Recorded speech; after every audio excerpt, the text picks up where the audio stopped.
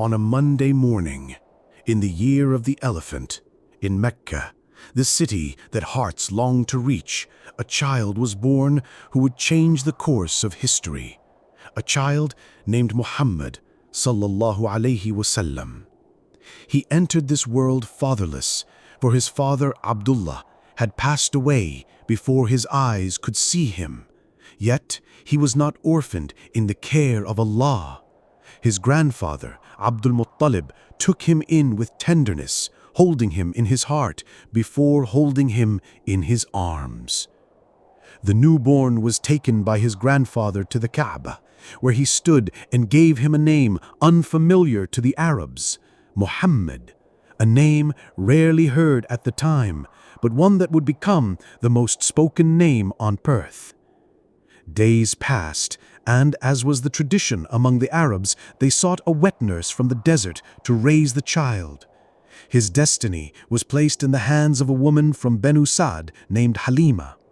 She could not have imagined that she was embracing the noblest soul to ever walk the earth.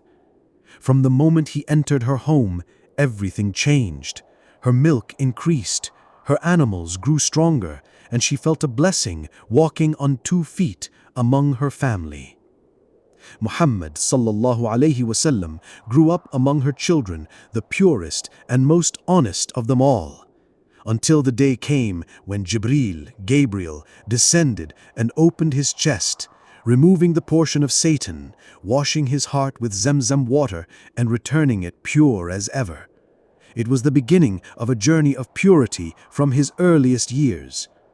Frightened by what had happened, Halima returned him to his mother, who embraced him with longing and took him on a journey to Yathrib, later Medina, to visit his father's grave and his maternal relatives from Banu Adi ibn Najjar. It was a long journey, but for young Muhammad, it was a moment to glimpse the traces of his father. On the way back, however, his mother Amina fell ill.